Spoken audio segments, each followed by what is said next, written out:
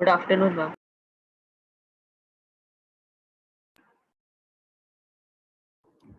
Good afternoon, everyone. Good afternoon, ma'am.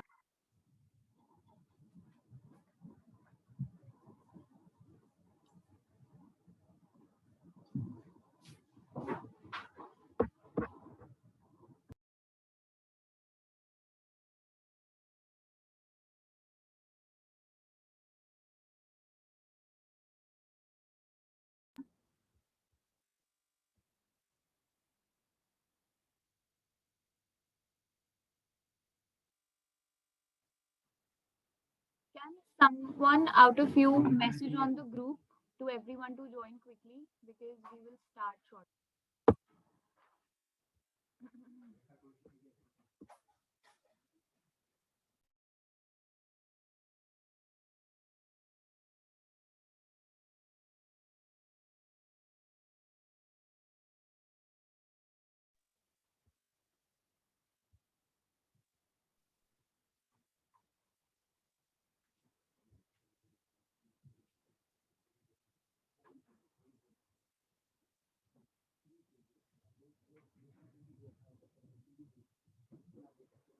Okay, so shall we start?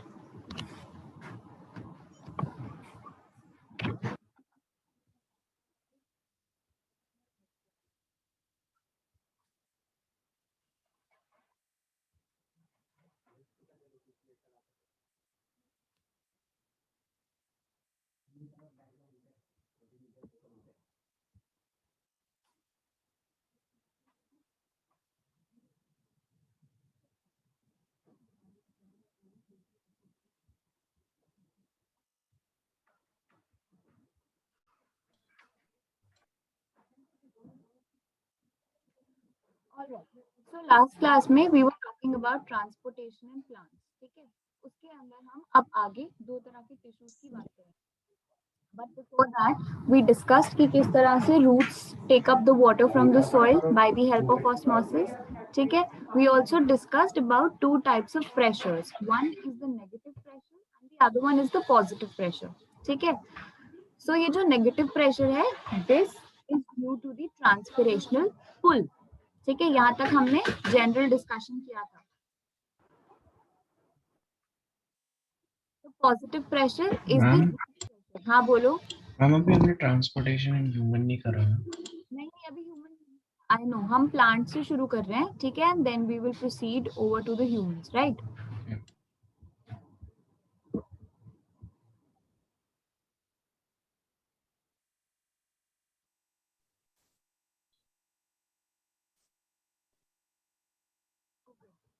Quite a lot of you are here now चलो so let us continue ठीक है negative pressure और positive pressure के बारे में आपने थोड़ा सा रिवाइज किया did you go through you know नमस्कार मैम.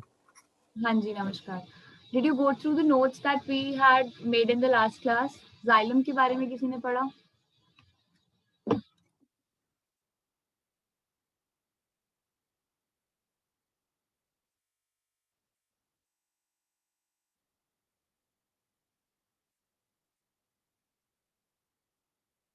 किसी ने पढ़ा जाइलम के बारे में बोल ना थोड़ा सा जाइलम के बारे में रीड करना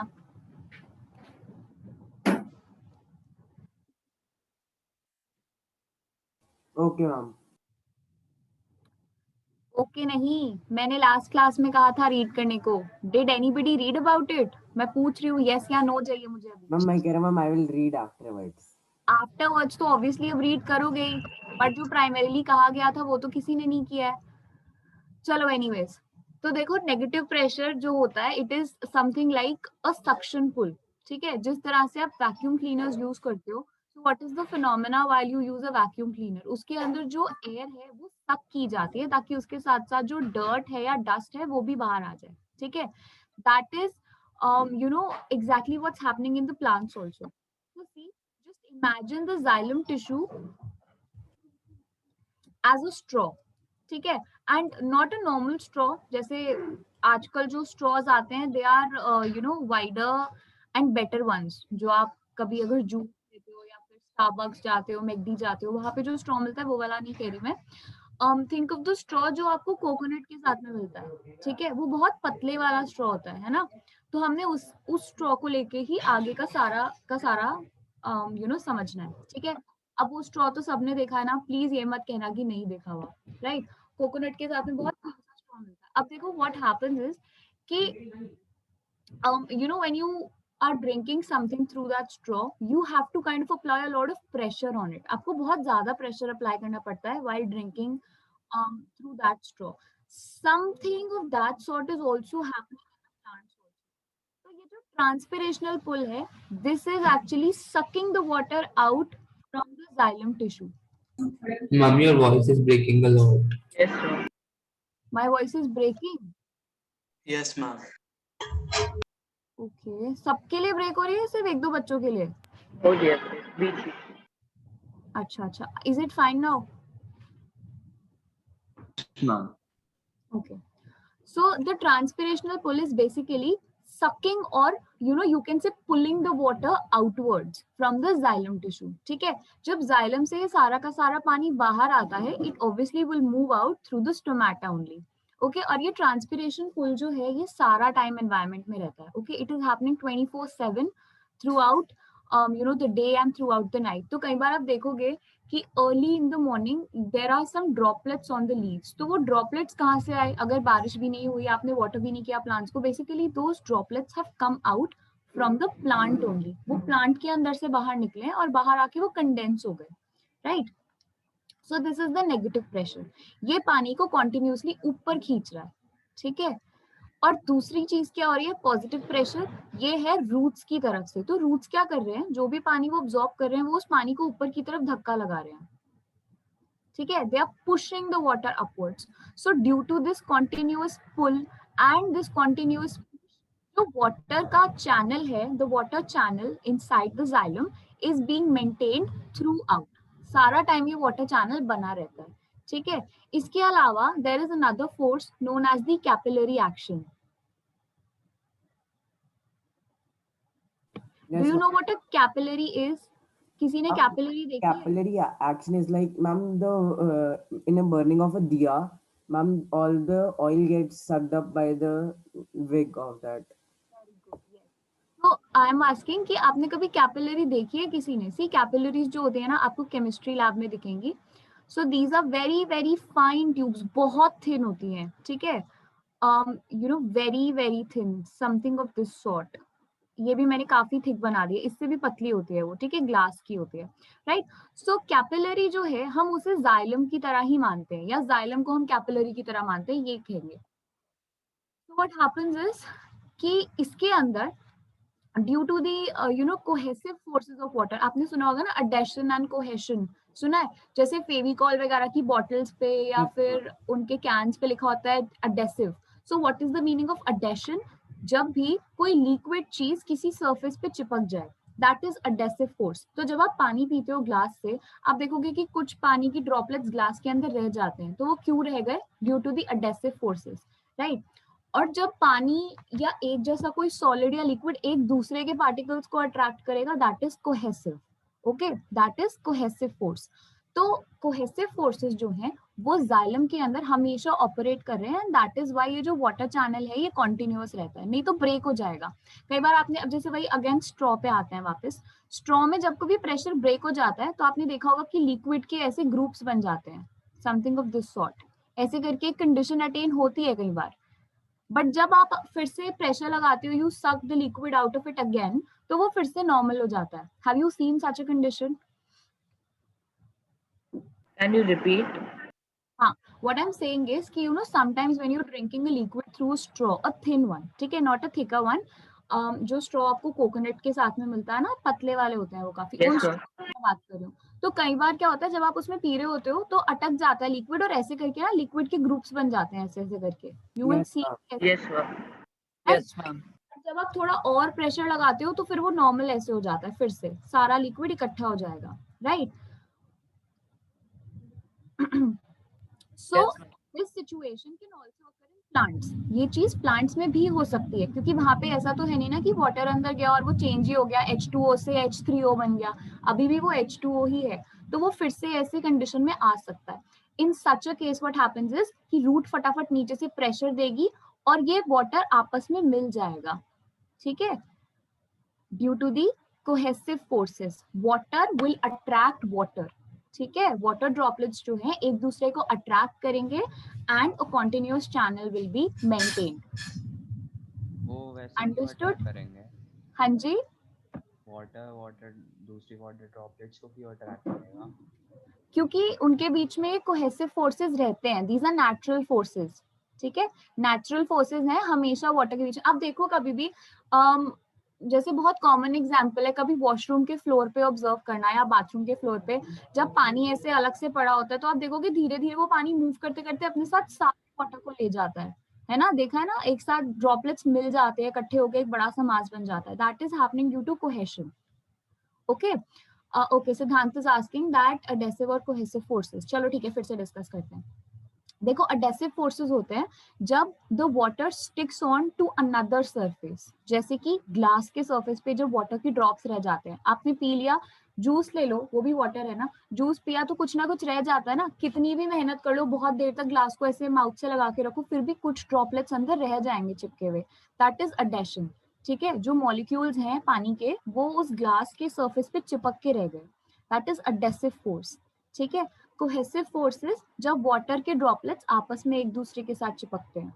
इसीलिए जब आप पानी पीते हो तो आप पानी कैसे पीते हो, बल्क में पीते हो ना, या ग्लास में भी पानी आता है तो it is always in bulk, कभी ड्रॉप ड्रॉप करके तो नहीं आता ना। दैट इज बिकॉज जो कोहेसिव फोर्सेस हैं वो पानी को इकट्ठा करके रखते हैं, they create a bulk mass. Ma'am adhesive force मतलब कि एक सब्सटेंस दूसरे सब्सटेंस से चिपकता है और कोहेसिव मतलब वो एक दूसरे से चिपक जाता है। हाँ बिल्कुल बिल्कुल, कोहेसिव फोर्स में लाइक सब्सटेंसेस या जो सिमिलर सब्सटेंसेस है वो एक दूसरे के साथ में स्टिक होके रहेंगे। एडेसिव के अंदर two different substances attract each other और स्टिक टू ईच अदर, ठीक है।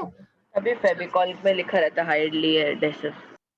फेविकॉल में इसीलिए लिखा होता है क्योंकि वो दो सरफेसेस को जोड़ सकती है, इसीलिए उस पर एडेसिव लिखा होता है, okay. The word has come from adhesive forces. तो यहाँ पे आप ये चीज नोट कर लो कि वाटर जो है वो जाइलम में किस तरह से आता है and what are the factors which are responsible for maintaining this water channel continuously, right. तो आप यहाँ पे just add on one thing, water is drawn up the xylem in the stem by three factors, drawn up in the stem, drawn up by xylem in the stem, यहाँ पे add करेंगे and is maintained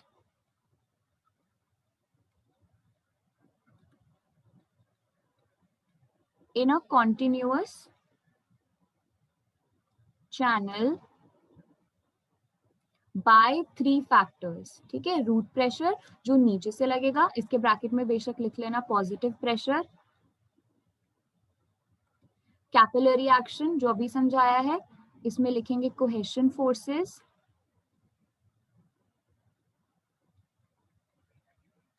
between water and transpiration pull में हम लिखेंगे negative pressure, ठीक है। तो इस तरह से जो वाटर है वो प्लांट में जाइलम टिश्यू की हेल्प से सारा टाइम ट्रांसपोर्ट हो रहा है, ठीक है। And is this transportation of water active और passive? Ananya, sorry Aanya, Yes, ma'am. आप बताओ, answer the Yes, question. ma'am. Is transportation of water an active process or a passive process? Active process. Active process, okay. Abhiraj,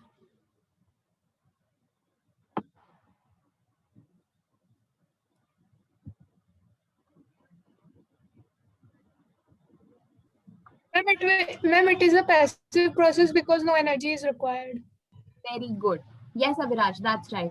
तो जो xylem में water transportation होता है वो passive process है क्योंकि वहां पे किसी भी तरह का एनर्जी एक्सपेंडिचर नहीं है, ओके। ये नोट कर लिया सबने?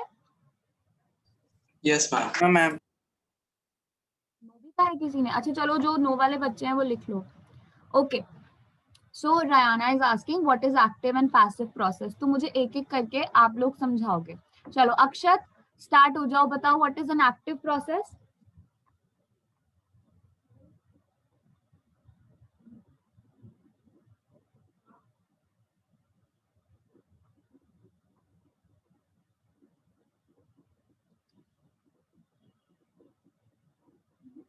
मैम मेरा अभी नेटवर्क इशू हो रहा है, तो मैम अभी मैं थोड़ी देर में रिजॉइन करूँ? हाँ रिजॉइन कर लो और फिर चैट बॉक्स में लिख देना, ठीक है? हाँ ji Advik, you tell me. Ma'am, when energy is required for a process to take place, it's called active process. And when energy is not required for a process to take place, it's called passive process. Very good, ठीक है Nayana, is it clear? जब भी कोई process होगा किसी भी living system के अंदर and it is requiring energy, energy मतलब कि एटीपी मॉलिक्यूल्स को हम यूज कर रहे हैं, तो that is an active process. और जब हम एटीपी मॉलिक्यूल्स को यूज नहीं करते, बिना उनके ही काम हो रहा है, that is a passive process, ठीक है? Yes, ma'am, I got it. चलो so let's proceed forward now. Ma'am ये कोहेजन फोर्स मतलब वही ना जो पानी इकट्ठा इकट्ठा सा रहता है, सिमटा सिमटा। जब पानी के जो मॉलिक्यूल्स हैं वो एक दूसरे को अट्रैक्ट करते हैं, वो कोहेशन फोर्सेस है, ठीक है? Ma'am, can you explain once again why capillary action is a active process? मतलब what is the significance of capillary action? Yes, नहीं ma'am. एक्टिव नहीं है, देखो ना रूट प्रेशर एक्टिव है, ना कैपिलरी एक्शन और ना ट्रांसपिरेशन पुल, इन तीनों में से कोई भी एक्टिव प्रोसेस नहीं है, ठीक है? All three of them are passive. देखो कैपिलरी एक्शन में क्या होता है कि एक बहुत पतली जब ट्यूब होती है उसके अंदर भी cohesion forces are actively taking place. Why? Because the surface area is very very little, ठीक है? A certain meniscus is being formed, उस डेप्थ में हम नहीं जाते। बस इस तरह से समझो कि कैपिलरी जो है वो बहुत पतली ट्यूब है, ठीक है? It's a very very fine and thin tube. तो उसके अंदर क्या होगा, that these water molecules will try to stay together rather than being stuck to the surface of the capillary। क्योंकि देखो यहाँ पे हो सकता है कि adhesive forces आ जाए एक्शन में, right?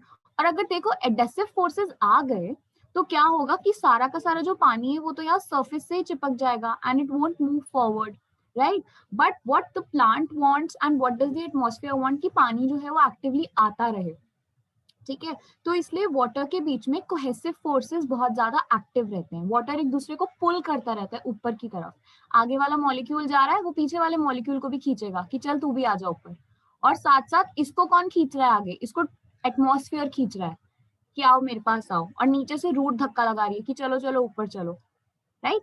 So that is what the importance of capillary action is. It keeps the water molecules together. It maintains a continuous channel of water. पूरा का पूरा जो पानी है वो रेगुलरली इस ट्यूब में रहता है, सारा टाइम इसमें पानी अवेलेबल रहेगा। Okay, ma'am. Now let us just briefly discuss about the parts of xylem. Xylem tissue के parts 4 होते हैं। आई थिंक लास्ट ईयर आपने टिश्यूज वाले चैप्टर में पढ़ा भी होगा, right? 4 major parts are there. First one is the vessels, the other one is tracheid, xylem parenchyma है और जाइलम फाइबर है, ठीक है? ये जो वेसल्स और ट्रैकीड्स हैं, these are structures which are like sieves, ठीक है? सीव्स के जैसे, मतलब छाननी होती है ना जो, वैसे स्ट्रक्चर्स हैं ये, राइट? इनके वॉल्स में होल्स हैं which are helping the water channels to be maintained, right? Similarly ये ट्रैकीड्स भी हैं, these are also sieve like cells. जो जाइलम पेरेन्काइमा होता है उसका फंक्शन मुझे कौन बताएगा? पेरेन्काइमा के बारे में you have read in the last year, right? तो मुझे बताओ। It's a packaging tissue. What? Repeat. It's a packaging tissue. And what else?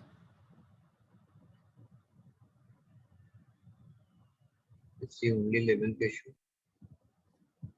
Okay. So जो xylem Ma'am, it parenchyma stores है, food. हाँ very good, it stores food, ठीक है? It is actively photosynthesising It has tissue. different forms like erenchyma, chlorenchyma. It has different forms जो अलग अलग functions perform करेंगे, right? So major function हम इसका मान सकते हैं storage, photosynthesis and some form of support also, ठीक है। जाइलम फाइबर जो होता है, this is nothing but a sclerenchymatous tissue, ये स्क्लेरेनकाइमा है।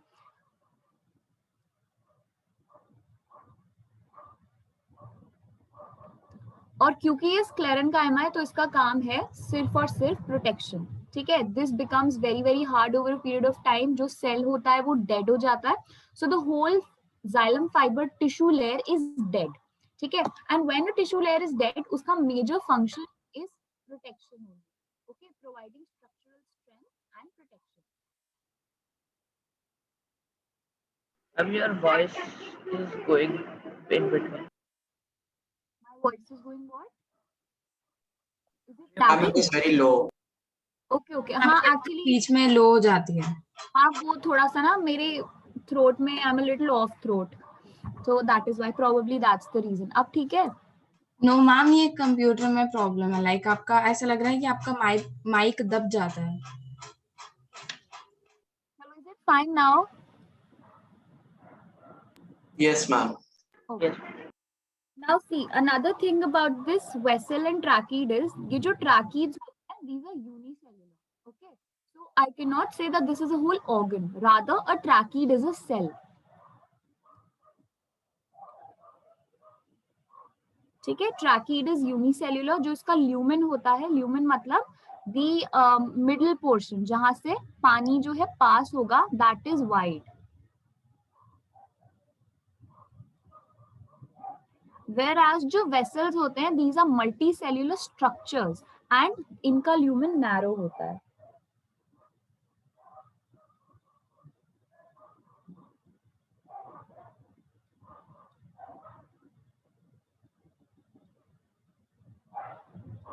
ठीक है,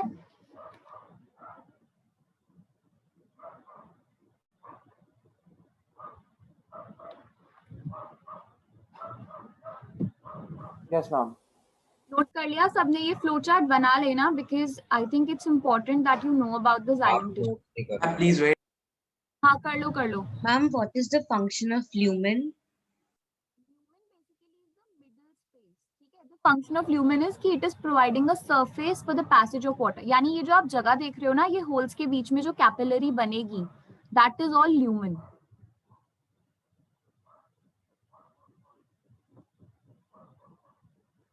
ओके, क्लियर है? Yes, ma'am.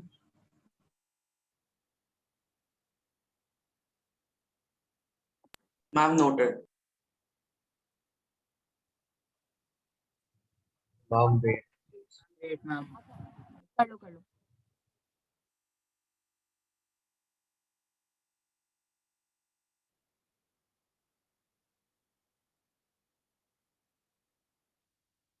तो इसके बाद जो स्लाइड्स हैं उन सब में basically root pressure, capillary action वगैरह कोई थोड़ा सा और बताया हुआ है। कहीं मुझे अगर लगेगा कि कुछ है ऐसा जो विच इज वर्थ नोटिंग, तो आई विल स्टॉप, अदरवाइज हम आगे बढ़ जाएंगे, ठीक है?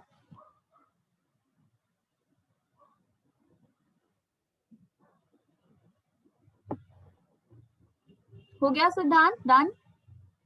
Yes, ma'am, मैं स्क्रीनशॉट ले लेता हूँ बस। लिख लो, कोई बात नहीं। देखो स्क्रीनशॉट्स वगैरह ना अवॉइड किया करो, क्योंकि वो एक बार गैलरी में गया तो वहीं का हो जाता है, फिर वो कभी नोटबुक में नहीं आएगा, ठीक है?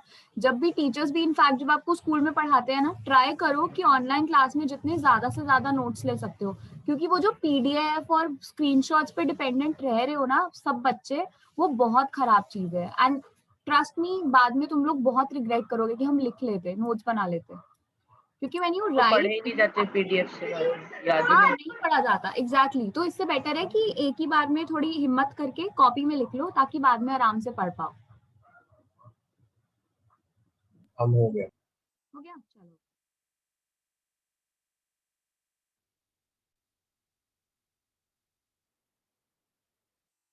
ओके, सो रूट प्रेशर कैसा प्रेशर दे रहा था हमें? Who will tell me, negative pressure और पॉजिटिव प्रेशर?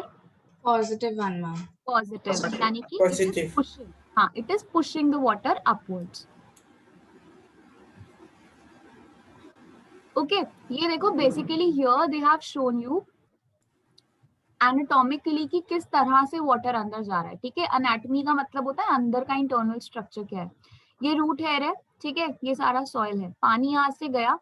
अब देखो दो तरह के ट्रांसपोर्ट होते हैं. एक होता है कि पानी जो है सेल के अंदर अंदर से होता हुआ जाएगा. Okay. And another type of transport is की जो वाटर होता है वो यहाँ बीच बीच की जगह से जाता है, क्योंकि हो सकता है कई बार जो सेल्स हैं वो उसे पैसेज ना दे, तो वो ऐसे सेल वॉल के साइड साइड से होता हुआ यहाँ तक आता है कॉर्टेक्स तक. ठीक है. कॉर्टेक्स क्रॉस करते ही क्या होता है, जैसे ये वैस्कुलर बंडल तक पहुंचा, ये सीधा आके जाइलम में घुस जाएगा.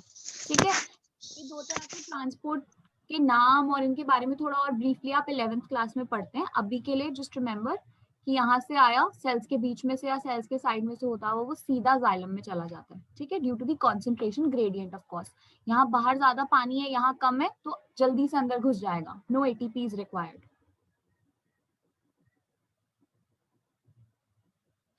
ओके. ये देखो रूट प्रेशर की डेफिनेशन है, ये लिख लो कि जब प्रेशर बिल्डअप होता है, क्योंकि बहुत सारा एक्सेस वाटर यहाँ आ गया, तो रूट क्या करती है, this pressure pushes the water up through the xylem. नीचे से जोर से झटका होता है. ठीक है. It's like a jerk mechanism. बहुत झटके से पानी ऊपर जाएगा.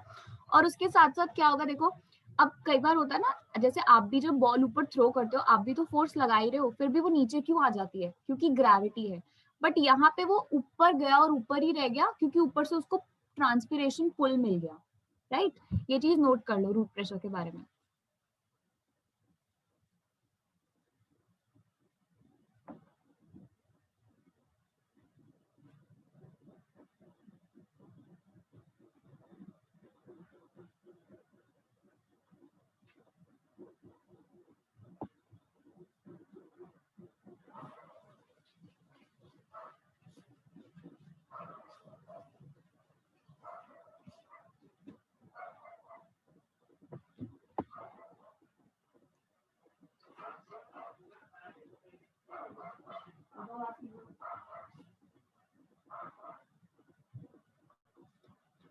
And it just I'm last line.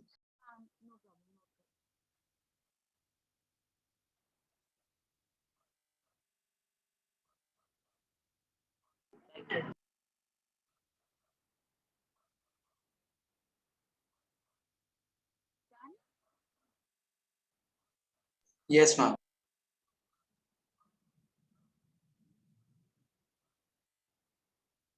अच्छा, एक बार यहाँ पे देख के समझ लेते हैं. ठीक है. This here has been shown to you to show कि एनाटॉमी कैसी होती है. देखो, जो फ्लोएम होता है वो हमेशा बाहर की साइड होता है, और जाइलम जो होता है वो अंदर की तरफ होता है. Right. The phloem is towards the outer side and the xylem is towards the inner side. तो you know what happens is कि जैसे जैसे ये ट्री मैच्योर होता है, व्हाट हैपेंस इज कि इसके बाहर की तरफ, जैसे बीच में ना यहाँ पे this tissue, can you see this tissue over here, ये जो बीच में आप देख रहे हो ना, this is known as cambium. Okay. This tissue is known as cambium. और ये कैम्बियम टिश्यू जो होता है, this is not present in the these gymnosperms. उनके अंदर सेकेंडरी ग्रोथ नहीं होती.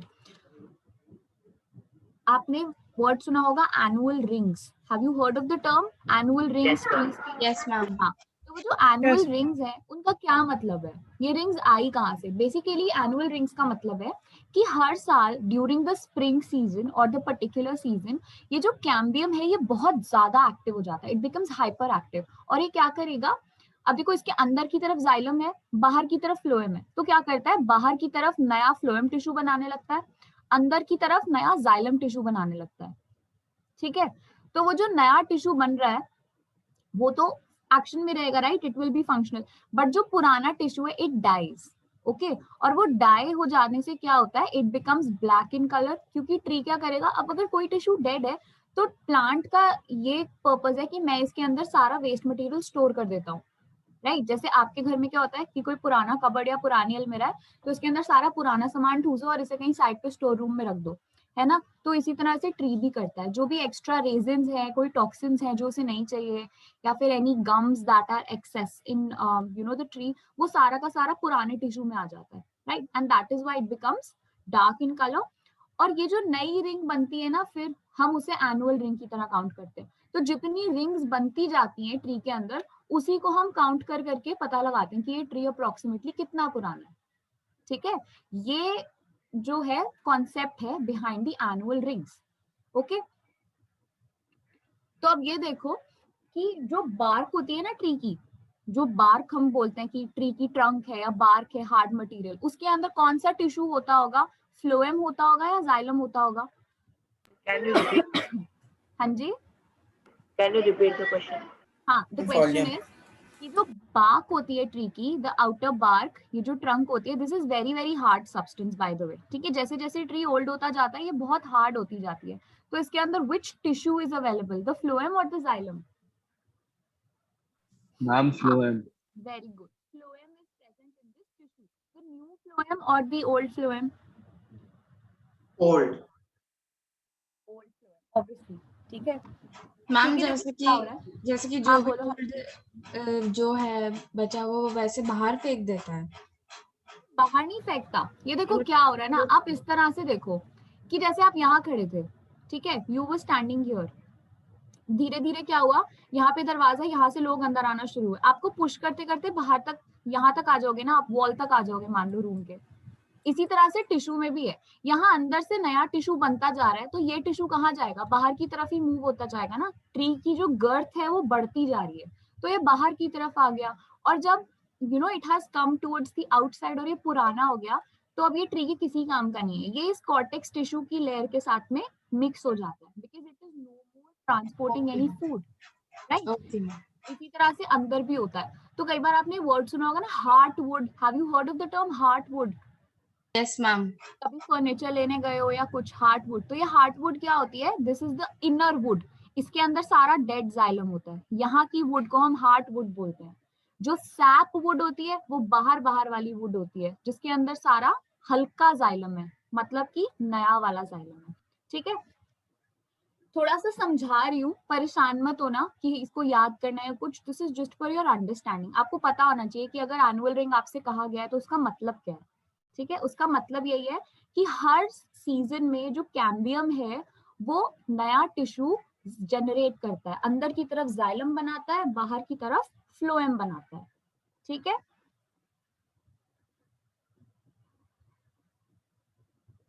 बाहर फ्लोएम इसलिए होता है क्योंकि उसमें वो हार्ड होता है ज्यादा, तो वो प्रोटेक्शन दे सकता है जाइलम को भी।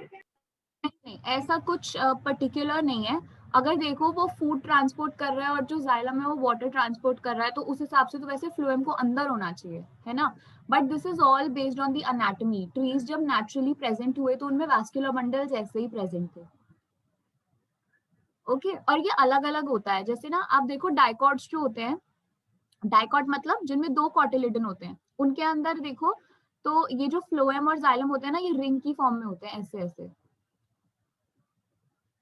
ऐसे हैं, ठीक है। ये बाहर फ्लोएम है, ये अंदर जाइलम है, फ्लोएम जाइलम। ये बीच में लाइन जो है ये कैम्बियम है, ठीक है। वेयर एज जो मोनोकॉट्स होते हैं उनमें पता है क्या होता है, उनमें स्कैटर्ड होते हैं, उनमें कोई भी ऐसे पर्टिकुलरिटी नहीं है, कहीं भी कुछ भी है, ठीक है। तो हर ट्री का या हर पर्टिकुलर कैटेगरी का अपना अलग अलग एनाटॉमी रहती है, राइट। वो आप बड़ी क्लासेस में पढ़ोगे बायो में,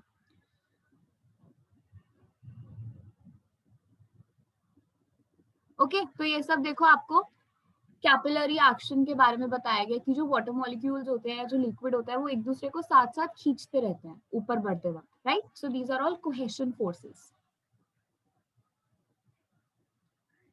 ये देखो, ठीक है। जो वाइट ट्यूब होगी, यानी कि द ट्यूब विच इज वाइटर, मैंने एक वर्ड यूज किया था मिनिस्कस, राइट।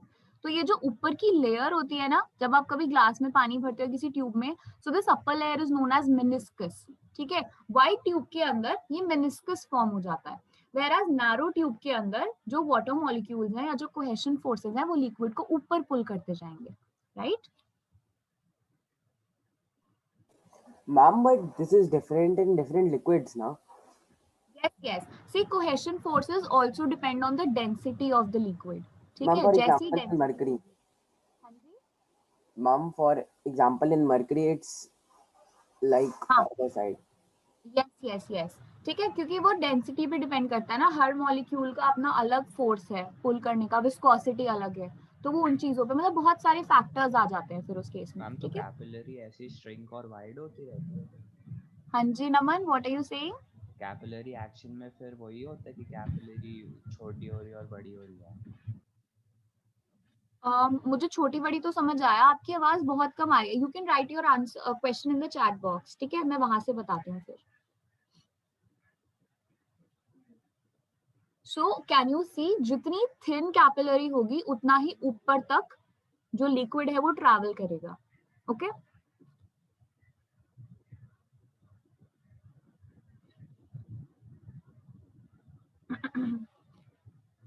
सो सी, यहाँ पे आपको कोहेशन और adhesion forces with the help of an diagram show किए गए. सिद्धांत देखो ध्यान से, कोहेशन देख रहे हो बिटवीन द वाटर मॉलिक्यूल्स है, और एडेशन यहाँ पे है वाटर और सरफेस के बीच में.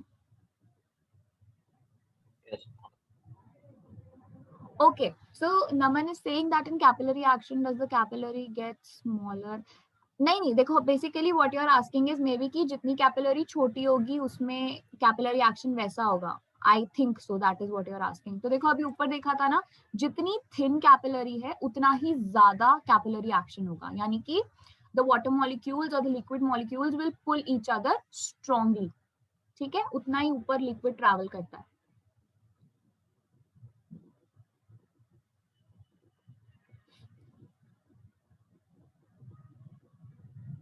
Okay, let's just skip over this one, ये हम डिस्कस कर चुके हैं. ओके, अब फ्लोएम के बारे में बात कर लेते हैं. ठीक है, फ्लोएम के बारे में मुझे कौन बताएगा the parts of the phloem?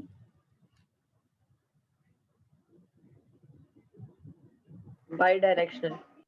हाँ, बाई डायरेक्शनल तो होता है, that's good. Devika, can you tell me the parts of the phloem? Phloem tissue के क्या क्या पार्ट्स होते हैं? Ma'am, can I tell some of them? Can I tell? Right, Devika answer, उसके बाद फिर I last somebody else. Okay, अब बात ये है कि इफ देविका इज देयर और नॉट, क्योंकि she is in the meeting. वेदांत,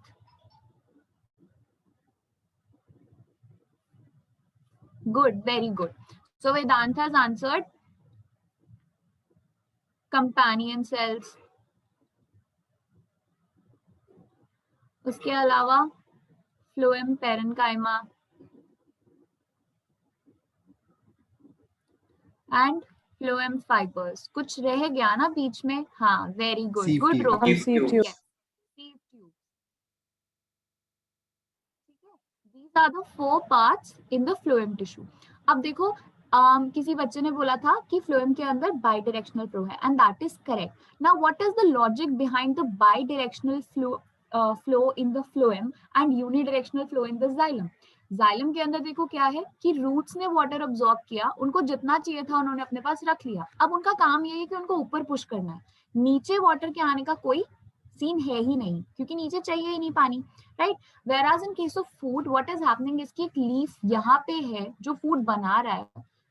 अब उसे फूड तो सब जगह पहुंचाना है ना, नीचे भी, साइड भी, यहाँ भी, वहां भी. That is why the flow in the phloem tissue is bidirectional. ठीक है? Ma'am, does it works on the principle of osmosis? देखो अभी हम देखेंगे कि there is some part osmosis in phloem and also there is the expenditure of energy also. ठीक है, तो 2-3 फिनोमेना है जो फ्लोएम में फूड ट्रांसपोर्टेशन में हेल्प करते हैं. Okay, now let us just first talk about these parts, और उसके बाद हम बात करते हैं कि फ्लोएम टिश्यू के अंदर एक्चुअली होता क्या है. राइट, ये जो कंपेनियन सेल्स हैं, these are over here, ये आप डायग्राम में देख रहे हो ना, कंपेनियन सेल्स ये रहे. इनमें आप न्यूक्लियस देख सकते हो, right? The nucleus is quite evident in these pictures. Whereas ये जो सीव ट्यूब्स हैं, let me just label them. ये हो गए हमारे कंपेनियन सेल, ये हो गई हमारी सीव ट्यूब्स. ठीक है, इन सीव ट्यूब्स के अंदर तो आप किसी भी तरह का वो नहीं देख रहे हो ना, no nucleus is present, right? So ये जो कंपेनियन सेल्स हैं, इनका नाम पड़ा ही कंपेनियन इसलिए क्योंकि ये सीव ट्यूब्स के कंपेनियन होते हैं, राइट? इसका मतलब है कि जो कंपेनियन सेल का न्यूक्लियस है वही सारी की सारी सीव ट्यूब एक्टिविटी कंट्रोल करता है, क्योंकि सीव ट्यूब ने अपना न्यूक्लियस खो दिया है. Okay, why? क्योंकि अगर इसके अंदर न्यूक्लियस होगा तो ये फूड कैसे ट्रांसपोर्ट करेगा?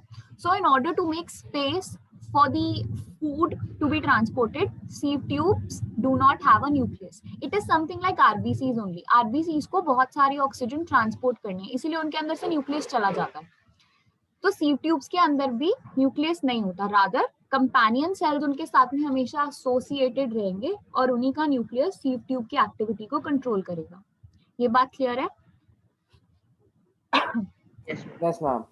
हाँ, और इसके अलावा फ्लोएम पैरेन्काइमा और फ्लोएम फाइबर्स के सेम फंक्शन है. Phloem parenchyma again storage, photosynthesis, providing some additional support, और phloem fibre again dead tissue है तो स्ट्रेंथ देगा और सपोर्ट प्रोवाइड करेगा. राइट मैम, वो पिक्चर में फ्लोएम पैरेन्काइमा और फाइबर्स कहाँ है? वो दिखाई नहीं हुआ है, आपको सिर्फ इतना सेक्शन दिखाया है जिसमें कंपेनियन सेल और sieve ट्यूब्स दिख रहे हैं. ठीक है, अब एक और चीज देखो इसमें, यहाँ जाइलम में देखो there are no cross connections. यहाँ ऐसे लेटरल वॉल्स पे कोई कनेक्शंस नहीं है, जबकि फ्लोएम के अंदर यहाँ लेटरल वॉल में कनेक्शन होते हैं.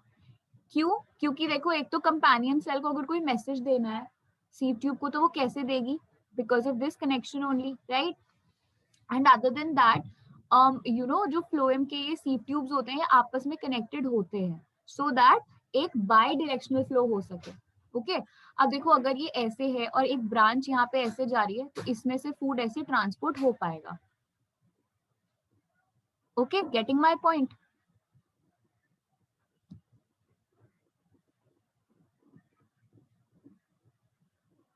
बोलो, did you understand it? Yes, ma'am. So now let us understand कि फ्लोएम के अंदर एग्जैक्टली क्या हो रहा है. Now there is a theorem known as the bulk flow theorem, ठीक है, या फिर mass flow hypothesis.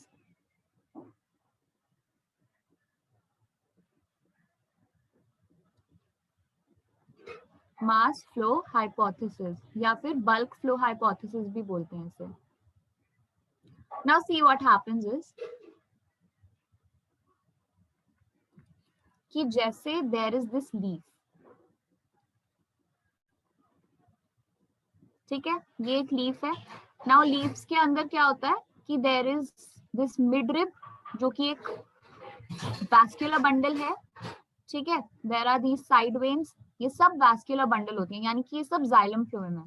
ओके अब क्या होता है कि इन सब ने खाना बना के इस मिडरिब को दिया. ये मिडरिब आई यहाँ पे और ये है हमारी ब्रांच. इसके अंदर ये रहा हमारा फ्लोएम टिश्यू. ठीक है, और इसके साथ में ये है हमारा जाइलम टिश्यू. इतनी चीज क्लियर है? अब देखो क्या होगा कि जब फूड यहाँ आएगा, so when the food is transported, it is transported in the form of sucrose. ठीक है, बनता है ग्लूकोज की फॉर्म में, स्टोर होता है in the form of starch, और ट्रांसपोर्टेशन के टाइम पे it is transported in the form of sucrose. Now see, the loading of sucrose in the phloem tissue requires ATP. वो जो फ्लोएम है वो बहुत नखरेबाज है, ऐसे नहीं लेता फूड को, कहता है काम करवाना है तो पेमेंट दो. ठीक है, तो ATP का एक्सपेंडिचर होता है, right? ATP breaks down and the sucrose is loaded into the phloem. तो फर्स्ट पॉइंट हो गया ATP expenditure for loading of sucrose into phloem. Ma'am ही लिखना है? हाँ लिख लो, इसीलिए मैं भी लिख रही हूँ.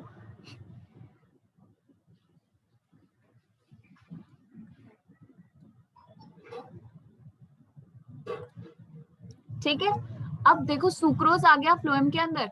Now see what will happen is कि ये जो जाइलम है और फ्लोएम है ये आपस में साथ साथ में है ना, they are just separated by plasma membrane.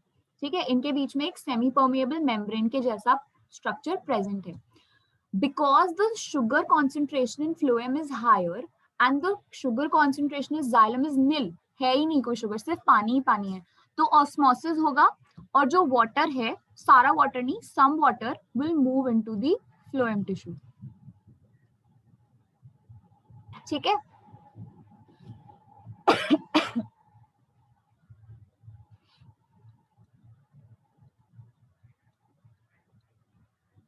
due to concentration gradient.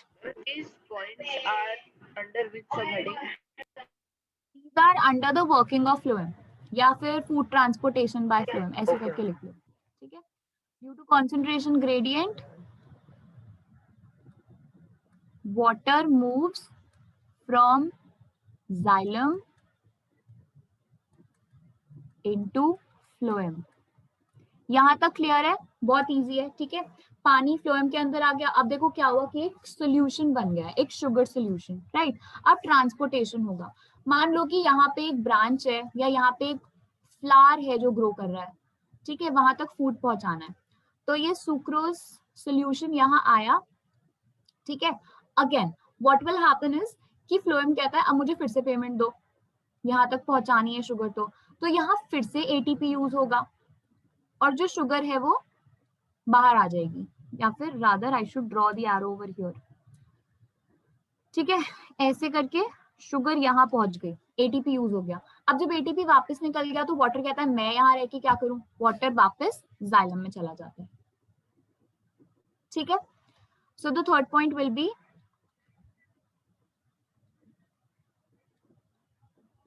Loading of sucrose into the phloem. यहाँ पे एक पॉइंट ऐड कर लेना, एट द सोर्स, ठीक है। सोर्स का मतलब है कि जहां से फूड हमें मिल रहा है, what is the source of food, which is leaf, ठीक है। यहाँ पे जब फूड रिलीज होगा, दिस इज द सिंक, ये सिंक है जहां पे फूड को फाइनली रिलीज कर दिया गया, right. So at the sink ATP is used again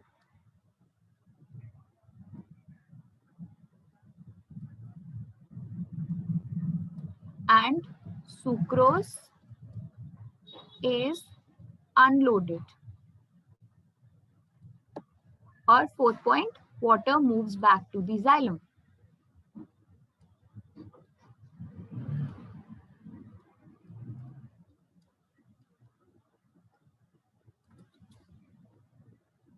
ठीक है।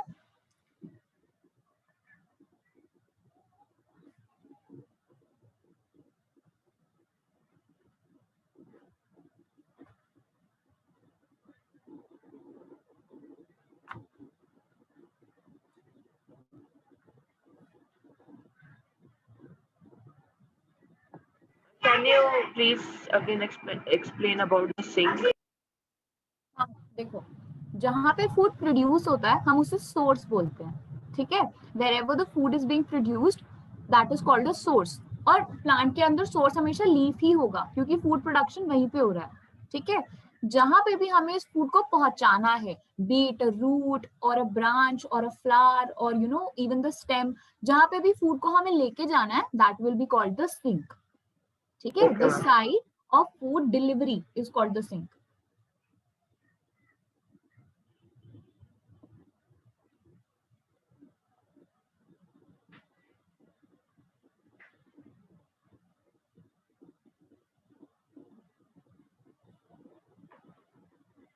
Noted everyone? Done? मैम इस ये जो आपने 4 पॉइंट लिखे हैं मास्लो हाइपोथेसिस, हाँ, ये सब मास फ्लो हाइपोथेसिस की एक्सप्लेनेशन है, ठीक है। ये जो हाइपोथेसिस है basically this is a theory, ये मंच ने दी थी। मंच एक साइंटिस्ट थे, तो उन्होंने ये थ्योरी दी थी टू एक्सप्लेन कि फ्लोएम में कैसे फूड ट्रांसपोर्ट होता है।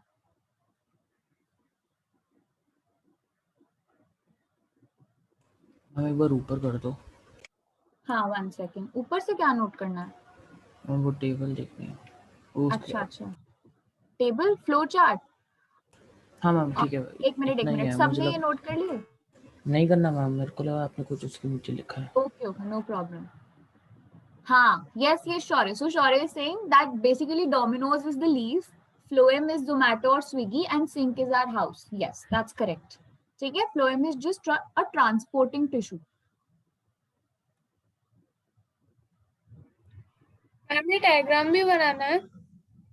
डायग्राम बना लो अगर बनाना चाहते हो तो, ऐसा जितना कोई सुंदर डायग्राम तो नहीं है, but still if you want you can draw it.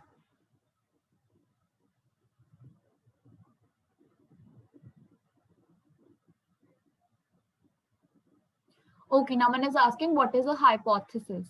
Hypothesis is basically, you know, जैसे अगर मैंने कहा कि मुझे लगता है कि कोरोना वायरस जो है वो ग्लेशियर्स के मेल्ट होने से आया है, ठीक है, दिस इज अ हाइपोथेसिस। मैंने एक बात कही या फिर आप उसे कह लो एक प्रिडिक्शन है ये, ठीक है। अब मैं बहुत सारी रिसर्च करूंगी, बहुत सारी स्टडीज करूंगी, और जब फाइनली मेरे पास प्रूफ होगा कि ये जो है ग्लेशियर्स के मेल्ट होने से आया है या फिर चाइना से आया है, जो भी मतलब मेरे पास प्रूफ होगा, उस हिसाब से मैं बताऊंगी। अगर मान लो कि मेरी स्टडी यही कहती है कि हाँ, जो मेरा हाइपोथेसिस था कि ये ग्लेशियर्स से आया वो सही है, तो मेरी जो ये बात थी ये थियोरी बन जाएगी। बट अगर ये गलत प्रूव होता है, मेरे पास कोई भी प्रूफ नहीं है, एविडेंस नहीं है ये, तो फिर ये मेरा हाइपोथेसिस ही रह जाएगा हमेशा के लिए।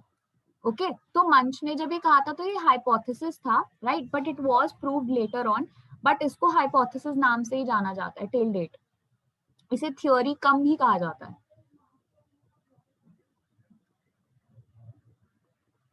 Okay done.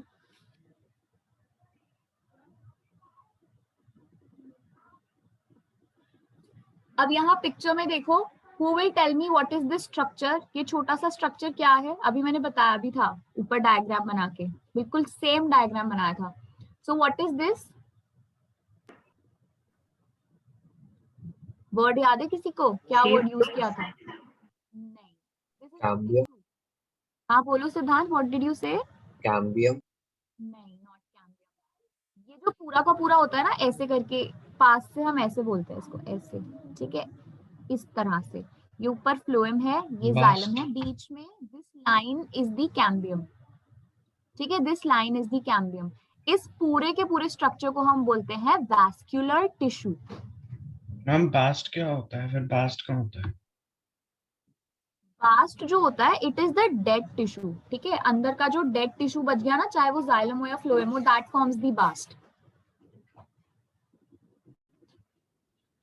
ओके और अब इसमें देखो, ये जो अंदर अंदर का स्ट्रक्चर है ये ऑब्वियसली जाइलम है, क्योंकि अभी हमने देखा था कि अंदर की तरफ जाइलम होता है और बाहर क्या है, phloem. But do remember this word, okay, vascular tissue. Xylem और फ्लोएम को एक साथ हम वैस्कुलर टिश्यूज बोलते हैं, ठीक है। अगर कभी कोई आपसे पूछ ले कि अच्छा चलो बताओ प्लांट में कोई एक वैस्कुलर टिश्यू बता दो, तो क्या बोलोगे, जाइलम या फ्लोएम? कोई भी एक बोल देना, सही होगा।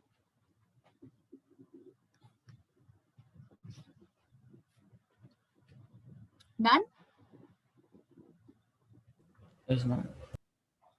ओके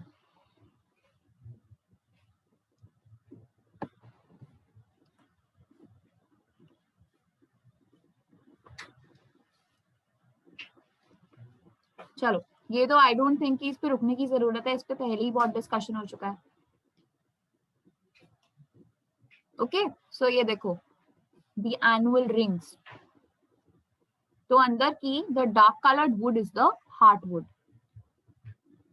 हम अंदर के जो रिंग्स है उनके बीच में सेपरेशन ज्यादा और बाहर की में कम है, ऐसा कोई रीजन है इसका? नहीं, ऐसा कुछ खास रीजन नहीं है। It is generally due to, क्योंकि देखो शुरू में जब प्लांट होता है तो इट इज यंग, ठीक है, और young plants are just like human beings only. जब यंग होते हैं तो बहुत एक्टिव होते हैं। सो ये जो अंदर की रिंग्स में ज्यादा सेपरेशन है, ये डिनोट कर रहा है कि यंग प्लांट में बहुत ज्यादा मल्टीप्लिकेशन होता था, यानी कि एक ही बार में कैम्बियम बहुत सारी लेयर ऑफ टिश्यूज बना पा रहा था। देखो एज वी प्रोसीड आउटवर्ड ये डिस्टेंस कम होता जा रहा है, सो दैट शोज कि जो प्लांट है over a period of time जब वो ओल्ड हुआ तो टिश्यू की जो यू कैन से एफिशिएंसी है वो कम हो गई। कैम्बियम काम कर रहा है लेकिन अब वो जो लेयर ऑफ टिश्यूज बना रहा है वो थोड़ी कम कम बना रहा है। ओके चलो, सो ये हमने डिस्कस कर लिया। अच्छा, जिन बच्चों को जाइलम, पेरेन्काइमा और फाइबर देखना था, एक बार देखो, see this is the xylem fibre और ये सारा बाहर की तरफ जाइलम पेरेन्काइमा है, ठीक है। अंदर होता है फाइबर, क्योंकि प्रोटेक्शन तो अंदर से ही देगा ना, अंदर फाइबर और ऊपर पेरेन्काइमा।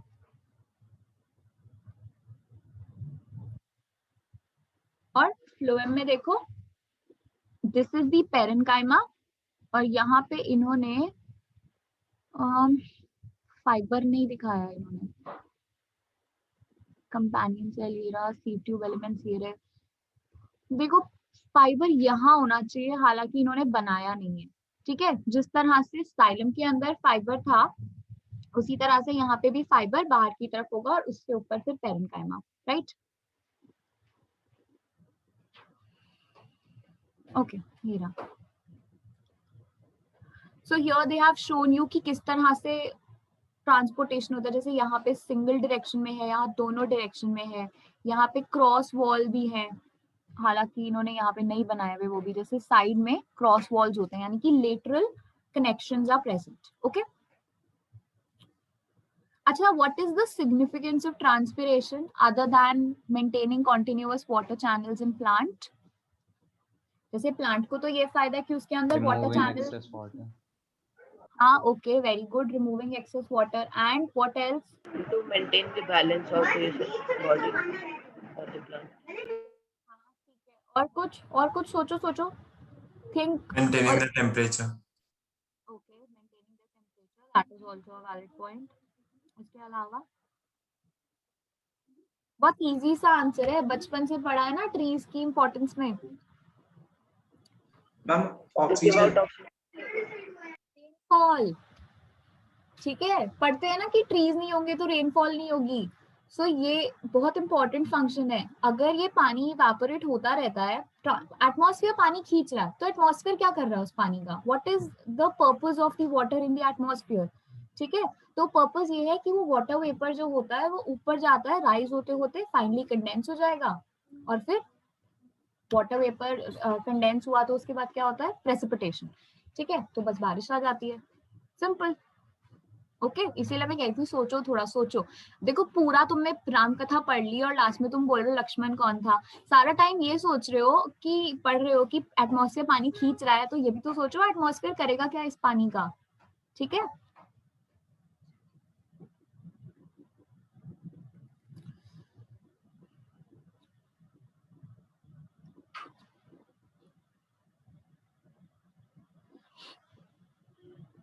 ओके किसी को ये लिखने की इच्छा है कि ट्रांसपिरेशन क्या है? आई थिंक कि आपको बहुत अच्छे से पता ही होगा इस स्टेज तक कि ट्रांसपिरेशन होता क्या है, right? So I really don't think कि ये नोट डाउन करने की जरूरत है, एक बार रीड कर सकते हो। ठीक है, क्या अगर आपको जानना है कि क्या टर्मिनोलॉजी आपको यूज करनी है, you can just read it once.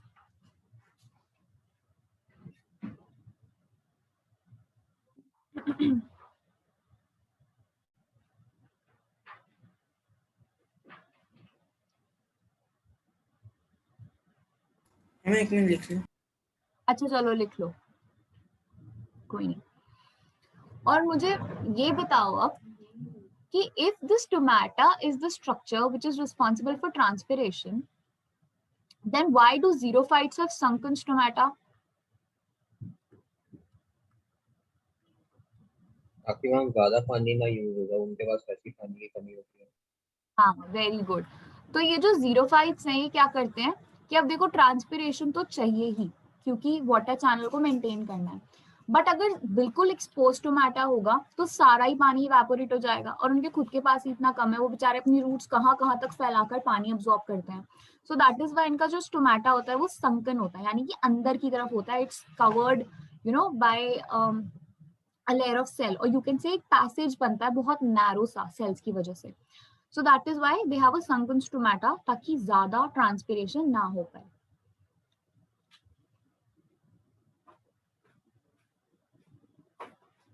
मैं एक मिनट लिख लूं। अच्छा लिख रहे थे, वन सेकंड जल्दी जल्दी लिख लो, समझ लो। लिखना था क्या ट्रांसपिरेशन की डेफिनेशन? अब नहीं, वैसे मैंने लिखने के लिए नहीं कहा था, आई जस्ट टोल्ड यू कि आप रीड कर लो, but he is writing, he wants to write, so let him complete.